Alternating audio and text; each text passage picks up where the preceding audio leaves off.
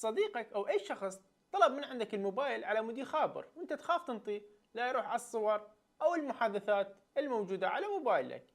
اليوم جبت لك طريقة تقدر تنطي الموبايل وأنت بالك صافي. تابع الشرح. تروح للإعدادات وتنزل إلى تسهيلات الاستخدام، تضغط عليه وتنزل إلى الوصول الموجه، تفعل هاي الميزة وتطلع. وهسه تروح على تطبيق المكالمات. هنا راح تضغط 3 ضغطات على رمز القفل، 1 2 3. مثل ما تشوفون تختار الوصول الموجه. هنا راح تنطي بداية، راح تخلي أي رمز عندك،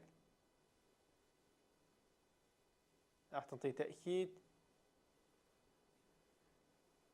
مثل ما تشوفون هسه نهائيا ما راح يقدر يسوي تسجيل خروج